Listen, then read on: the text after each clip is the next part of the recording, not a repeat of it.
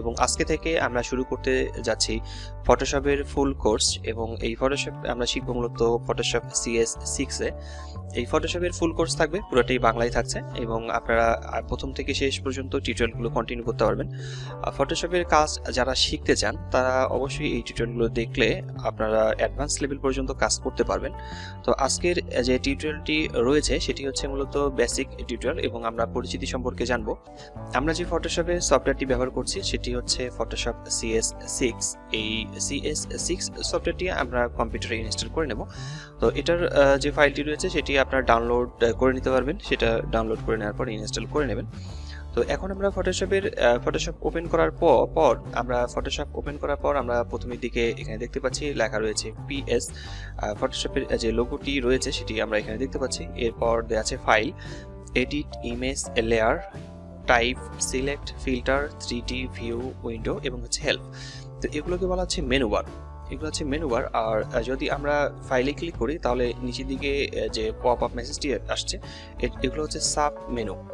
এটা হচ্ছে sub menu bar আর sub menu বলে এগুলোকে, সেটা হচ্ছে নিউ, ওপেন, এটসেট্রা এগুলো দেওয়া রয়েছে। এগুলোতে ক্লিক করে আমরা কাজগুলো করতে পারবো এবং এডিটে ক্লিক করলে আমরা নিচের দিকে আরও মেনু বার দেখতে পাচ্ছি, সাব মেনু থেকে অনেকগুলো রয়েছে। তো এভাবে আমরা এডিটে ক্লিক করার পর ইমেজে ক্লিক করেও আমরা নিচের দিকে দেখতে পারবো, ইমেজ, লেয়ার থেকে শুরু করে সবগুলোতেই আমরা ক্লিক করে দেখতে পারবো যে সাব মেনু রয়েছে। তো এই সাব মেনুগুলো নিয়ে প্রত্যেকটা নিয়ে আলাদা আলাদা টিউটোরিয়াল থাকবে, সেগুলো আপনারা কাজ করতে পারবেন। সাব মেনুর নিচের দিকে যেটি রয়েছে সেটিকে বলা হচ্ছে কন্ট্রোল প্যানেল, আর কন্ট্রোল প্যানেল অথবা অপশন বারও এটাকে বলা হয়। কন্ট্রোল প্যানেল অথবা অপশন বার এটাকে বলা হয়। আমরা চাইলে এই কন্ট্রোল প্যানেলটাকে আমরা মুভ করতে পারি, এখানে ড্র্যাগ করে ধরে এটাকে মুভ করতে পারবো। আবার আমরা এটাকে ড্র্যাগ করে ধরে আমরা উপরের দিকে আবার ঠিক জায়গায় এটাকে বসাতে পারবো। তো এই control panel sub menu bar যেটাকে আমরা দেখতে পাচ্ছি এটার ইন্টারফেসটি এরকম শো করছে। আর এটাকে আমরা মূলত দেখতে পারবো যে এটা চেঞ্জ হতে থাকবে। যেমন আমি এখন মুভ টুল ক্লিক করলে দেখা যাচ্ছে যে এটার অপশন বারটা চেঞ্জ হয়ে যাচ্ছে। তো এটা চেঞ্জ হতে থাকবে, আমরা এখান থেকে আবার শর্টকাটভাবে কাজগুলো করে নিতে পারবো। তো এরপর নিচের দিকে যেটি রয়েছে সেটি হচ্ছে টুলবার। এই টুলবারটিকে আমরা যদি একটু ড্র্যাগ করে নিচের দিকে সরিয়ে নিই, এইদিকে ড্র্যাগ করে নিচ্ছি। তো এই ড্র্যাগ করে নেওয়ার পরে আমরা দেখতে পারবো যে এটা টুলবারটি ছোট বড় করে নেওয়া যাবে। এখান থেকে আপনি চাইলে টুলবারটিকে যে কোনো জায়গায় স্থানান্তর করতে পারেন, যে কোনো জায়গায় রেখে কাজ করতে পারেন, তবে টুলবারটি আমাদের এখানেই থাকবে। আর টুলবারটিকে আমরা চাইলে সেটাকে আমরা ডাবল করে নিতে পারি, যেমন এটাকে ছোট করে এভাবে নিতে পারি। সবগুলো আইকন এখানে শো করবে আর টুলবার শো করবে, আবার এখানে ক্লিক করলে সবগুলো টুলবার এইভাবে থাকবে। তো টুলবারের বেশ কিছু পরিচিতি রয়েছে, আমরা টুলবার সম্পর্কে একটু কথা বলে নিই, তারপরে বাকি কথাগুলো বলবো। আবার এটাকে আপনি যে কোনো জায়গায় রাখতে পারেন, যেহেতু সেক্ষেত্রে আমরা এটাকে এই জায়গায় রাখছি, এখান থেকে কাজ করব। প্রথমের টুলটা হচ্ছে এটা হচ্ছে মুভ টুল। আমরা এটাকে মনে রাখবো, সেটা হচ্ছে মুভ টুল। এটাকে মনে রাখার জন্য আমরা কার্সারটাকে যদি এখানে রেখে দিই তাহলে মুভ টুল লেখাটি শো করবে। এবং নিচের দিকে এটা হচ্ছে রেক্ট্যাঙ্গল মার্কিউ টুল। তো রেক্ট্যাঙ্গল মার্কিউ টুল এবং হচ্ছে মুভ টুলের মধ্যে এখানে একটু অপশন দেখে নিই যে এই মুভ টুলের এখানে কোনো সাদা পয়েন্টার দেয়া নেই। যেমন এই মার্কিউ টুলের নিচে এখানে একটা সাদা পয়েন্টার দেওয়া আছে, কিন্তু এখানে দেয়া নেই। অর্থাৎ এই মুভ টুল এখানে শুধুমাত্র একটা টুলসই দেয়া রয়েছে। আর যদি আমরা এই জায়গায় মাউসের বাম বাটনটিকে একটু চেপে ধরে থাকি তাহলে দেখা যাবে যে বেশ কয়েকটা টুল শো করবে। সেটা রেক্ট্যাঙ্গল মার্কিউ টুল, এলিপ্টিক্যাল মার্কিউ টুল, সিঙ্গেল মার্কিউ টুল, এরপর হচ্ছে সিঙ্গেল কলাম টুল, এইগুলো শো করছে। এই টুলগুলো এখানে শো করবে।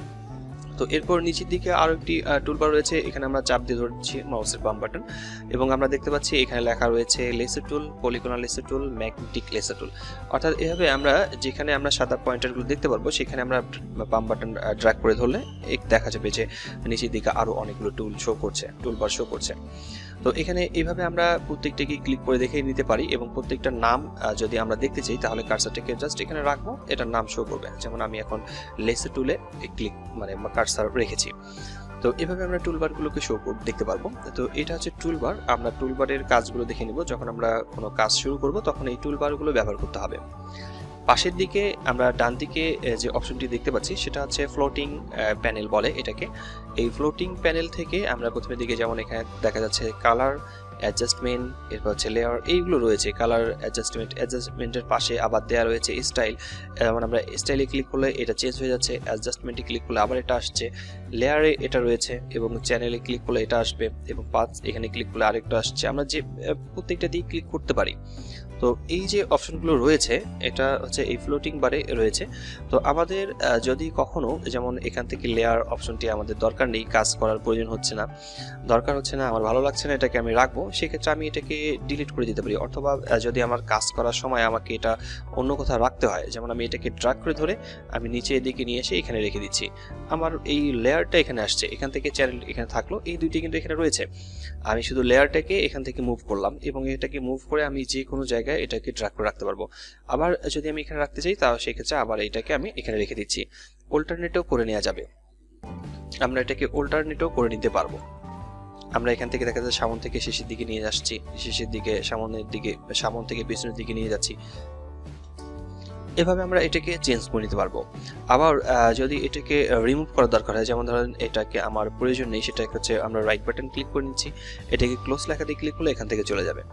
আবার এখান থেকে যদি আমরা এটাকে প্রত্যেকটাকে বাদ দিয়ে দিই, আবার সেটাকে আমরা নতুন করে যোগ করব কিভাবে, এখান থেকে আমরা সবগুলোকে রিমুভ করে ফেলেছি। এখন যদি আমার এই জায়গায় আবার লেয়ার অপশনটি নিয়ে আসতে হয়, তাহলে আমরা এটাকে নর্মালি নিয়ে আসবো উইন্ডো থেকে।